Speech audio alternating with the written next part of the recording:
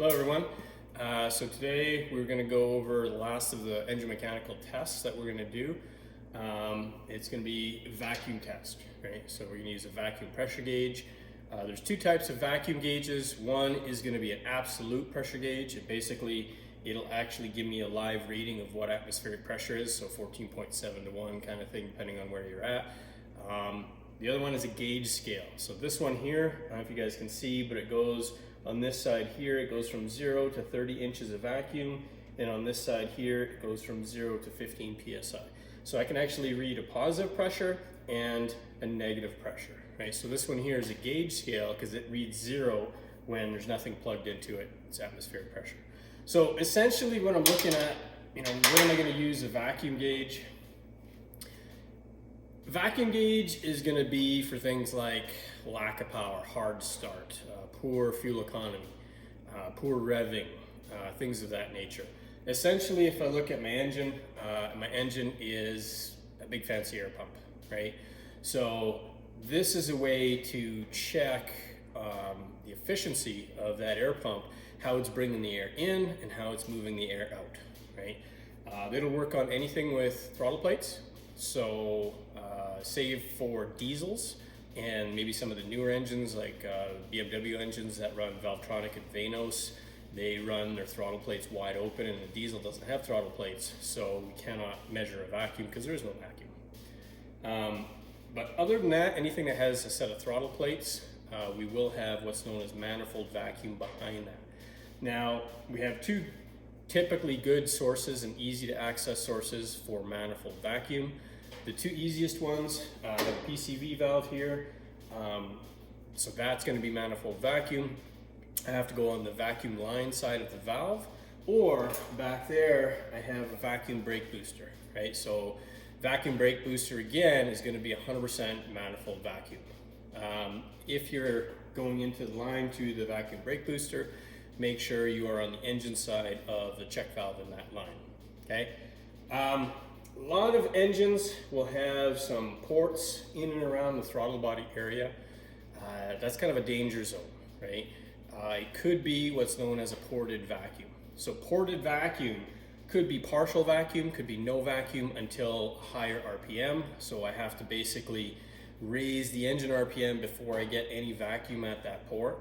And that's not accurate for doing a vacuum test. It's going to give us all sorts of inconsistent results and you'll be chasing your tail. So when we're looking at this, we want a good source of manifold vacuum. Okay, so I'm going to go where my PCV is because it's easy. Now it's going to give me a reading. So the 3 points of reference that is common for a good starting point for manifold vacuum is vacuum at idle. We want to see what this engine is going to draw at idle.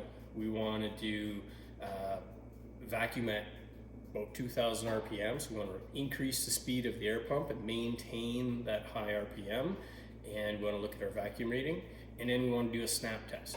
So snap test, we're going to basically literally snap the throttle from closed to wide open and back to closed, right?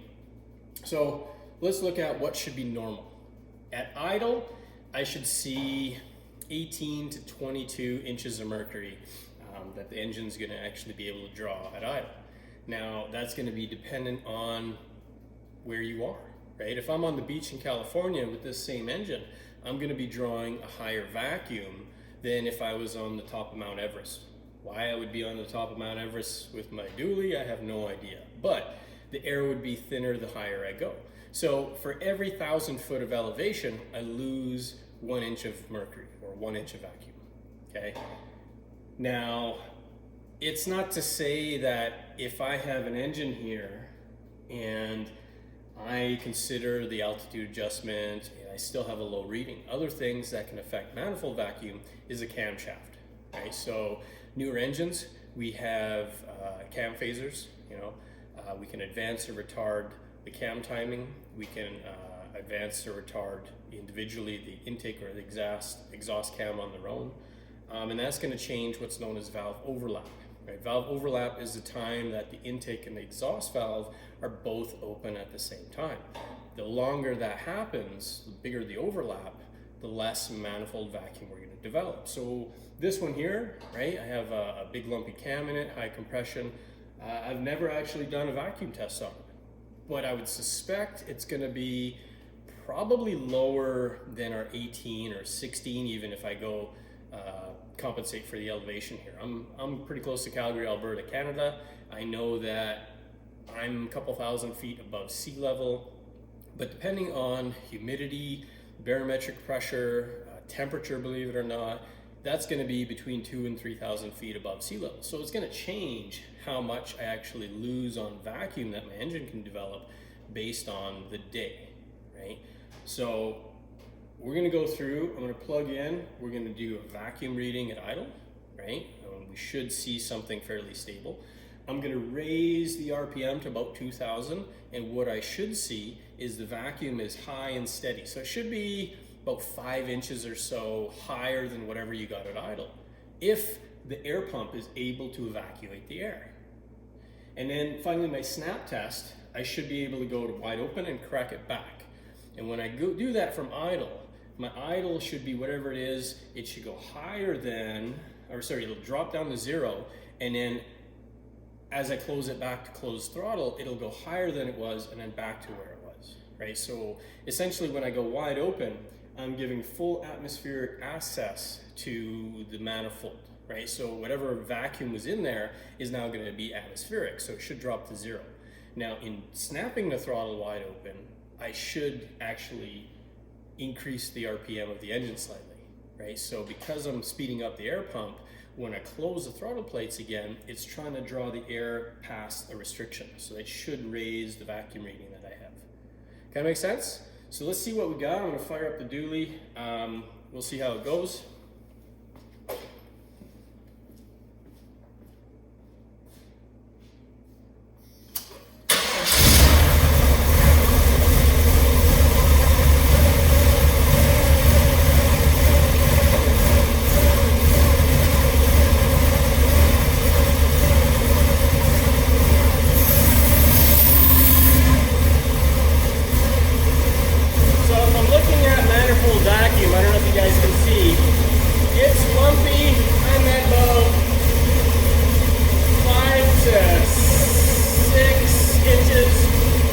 Erratic.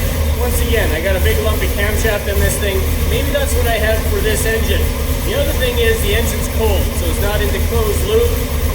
It's not running at what it would normally see for timing and stuff like that. So there's my vacuum at idle. I'm going to raise the throttle.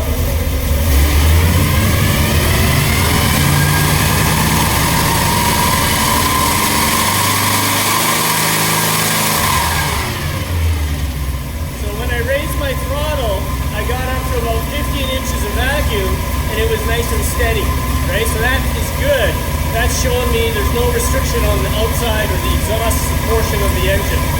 So the last test here, right now I'm settling at about 12 inches now, so giving it a bit of RPM gave me more of a constant vacuum reading, so that's good. Is my snap test.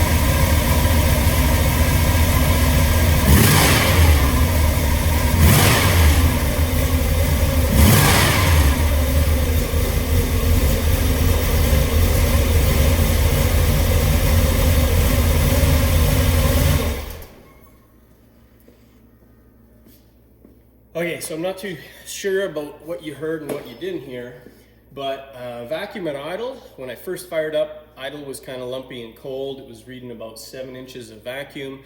I gave it, an explanation as far as that reading being low because it's the big lumpy cam and it was a cold start.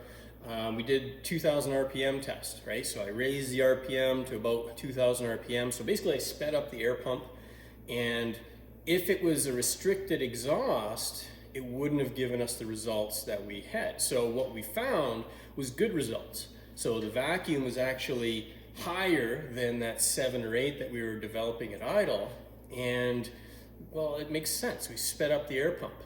If that vacuum did not come higher, or increase numerically, then that would say that the speeding up of the air pump couldn't get rid of the actual air. right? So that's pointing us to a restriction on the exhaust. When I brought it back down to idle, my vacuum reading actually settled out, right? It kind of was higher and more stable. It was about 10 inches of vacuum, still low compared to our spec of 18 to 22. But we do know that this thing is a big lumpy idle, right? So we expect a low vacuum reading because there's lots of overlap on the camshaft. Now the last test, we did the snap test, and I couldn't see it, but I'm guessing that you guys could. And when I had my vacuum, it was probably about 10. And then when I snapped it open and closed, it would have gone to 0 when I snapped it open. And then when I closed the throttle, it would have gone higher than 10. I don't know how high, maybe around 15, and then back to 10, right? I did that a couple times. That's good results for a snap test. If it was a restriction on the intake side, anywhere from the air cleaner to the throttle body, if it was a restriction on the intake side of this thing, what would have happened is when I cracked the throttle plates open, it wouldn't have dropped to atmospheric. It would have stayed a high vacuum reading because it was still in an area of restriction, right? So between those tests, it's telling me where do I have the problem with the breathing of this engine? Is it on the intake side? So it could be, anywhere from where the air source is behind the radiator shroud to the shroud, maybe a squirrel or something built a nest in there. That would be a point of restriction. To the air filter, maybe it's completely plugged, or maybe there's an excessive carbon buildup in the actual throttle body or carburetor, right? So that's restriction on the intake side.